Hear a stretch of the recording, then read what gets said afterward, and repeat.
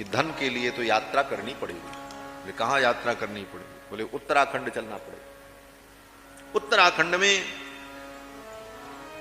पहले एक बहुत बड़ा यज्ञ हुआ था और उस यज्ञ में इतना धन बचा था कि उस धन को वहां के लोग, वहीं ब्राह्मण लोग छोड़ करके चले गए। सब जमीन में पड़ा हुआ है, वहां से हम लोग चल करके उस धन को ले आवे और उस धन के द्वारा ये तो भगवान लेकर के युधिष्ठिर को गए हैं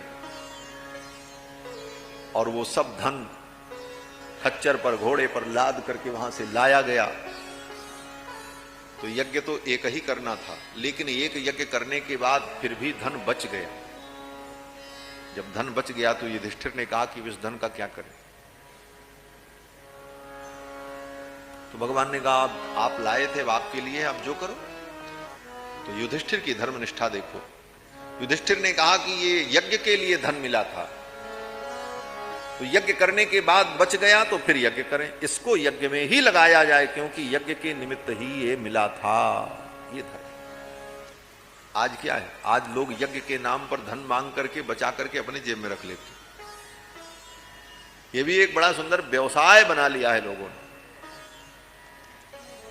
यज्ञ करावें और यज्ञ के बाद धन बचे तो उस धन को रख लें, लेकिन यज्ञ के निमित्त आया हुआ धन कभी बचाने की कोशिश नहीं करनी चाहिए। महापाप है। यज्ञ मीमांसा उठा करके पढ़ लें कि यज्ञ के निमित्त जो घी आया था, उस घी को कोई ब्राह्मण निकाल करके दे रहा था। जाड़े का दिन, ठंडी का दिन, घी का कुछ अंश उसके नख में चिपक गया और ठंडी के कारण जम गया था, वो उसमें नहीं गया, धोते समय बाहर नहीं निकला।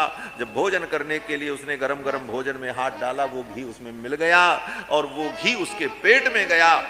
यज्ञ का अंश ग्रहण करने के कारण उसे नरक की प्राप्ति हुई। यज्ञ मीमांसा में पढ़ लेना।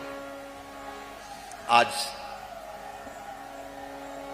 यज्ञ के नाम पर लोग धन एकत्रित करते हैं और सोचते हैं बढ़िया यज्ञ करें, 2-4 लाख तो बच ही जाएगा। वो 2-4 लाख तुम्हारे 2-4 लाख जन्मों को बिगाड़ देगा, ये पक्की बात है। इसलिए कभी भी क्षुद्र स्वार्थ के लिए धर्म से समझौता नहीं करो। जिस स्वार्थ के लिए तुम धर्म से समझौता कर रहे हो, ये दिन बीत जाएगा, चला जाएगा, लेकिन जो तुमने किया इसका परिणाम कई जन्मों तक भोगना पड़ेगा, पक्की बात। हमारे आचार्य कहते हैं कि यो ब्रह्म कल्पनियुतानुभवेपि नाश्यम तत्किल विसंसृजतिरंतुरिह क्षणार्धे।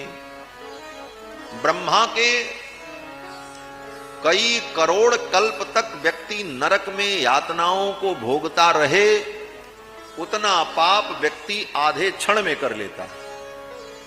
यो ब्रह्म कल्प न्यूतानुभवेपि नाश्यम तत्किल विषम सृजति जंतुरिह क्षणार्थे। इसलिए कभी देवता का धन, ब्राह्मण का धन,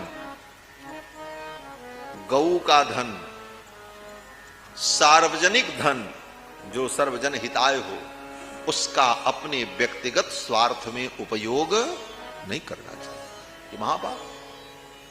भगवान स्वयं कहते हैं कि स्वदत्ताम परदत्ताम वा ब्रह्मवृत्तिम हरेच्छया। अपने द्वारा दी गई हो, दूसरे के द्वारा दी गई हो, ऐसी ब्राह्मण की वृत्ति, गौ की वृत्ति, इनका हरण नहीं करना। और आजकल ये स्थिति है, गौ के नाम पर भी बड़े बड़े व्यवसाय चलते हैं। हमारा गौ रक्षा के नाम पर बड़े बड़े व्यवसाय चलने लग गए। व्यवसायी लोग कूद पड़े, बढ़िया धंधा है। हाँ, गौ के नाम पर खूब मिलेगा और अपना खजाना भरेगा।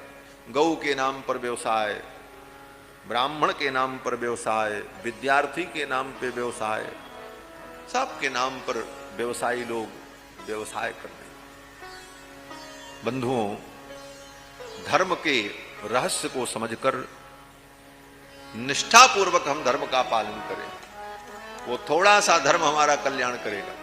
और धर्म के नाम पर हम अधर्म का पोषण करें तो वह हमारा कल्याण नहीं करेगा। यज्ञ का धन बचा था, इसलिए महाराज युधिष्ठिर ने कहा फिर यज्ञ किया जाए। फिर एक यज्ञ हुआ, उसके बाद फिर बच गया। जब फिर बच गया, बोले अब क्या करें? बोले फिर यज्ञ किया जाए। इस तरह 3 अश्वमेध यज्ञ धर्मराज युधिष्ठिर ने किया है।